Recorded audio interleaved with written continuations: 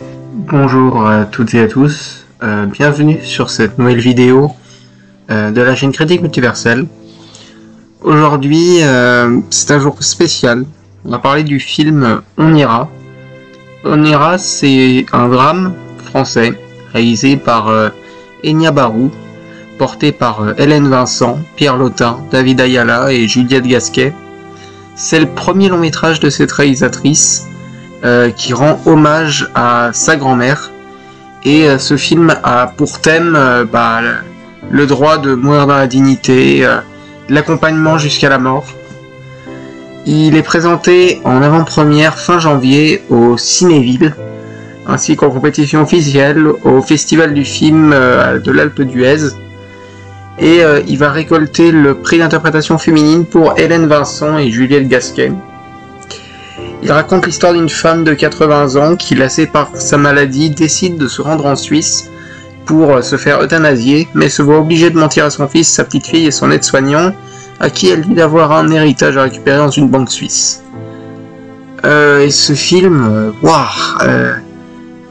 il m'a fait vraiment penser à un Fanfare, déjà parce que Pierre Lotin délivre une performance qui est juste magistrale, j'ai pas d'autres mots.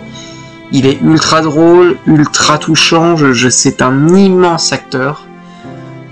Mais même les autres sont pas en reste, enfin je veux dire, il y en a aucun qui est acheté. Enfin, Hélène Vincent, elle est géniale, elle est touchante, elle est drôle aussi. Juliette Gasquet, c'est un peu pareil. Elle est géniale, puis elle est dynamique, elle se laisse vraiment pas faire, elle a du punch. Puis bon, alors David Ayala, c'est un peu le ressort comique du film, mais il est assez touchant aussi, il est assez mignon. Mais Dieu, alors ce film m'a fait rire, hein, mais Dieu qui m'a fait pleurer, Dieu qui m'a retourné dans tous les sens, parce qu'il décrit avec une justesse pas possible ce qu'est la fin de vie, ce qu'est accompagner une personne dans cette situation-là. Donc oui, la mise en scène, c'est pas du grand cinéma, mais c'est pas un film de mise en scène, c'est un film d'émotion. Et le film, il touche là où ça fait mal, il touche au cœur, il va vous faire verser des torrents et des torrents de larmes, et c'est un des plus beaux films que j'ai vu cette année pour l'instant. Voilà, c'est la fin de cette critique.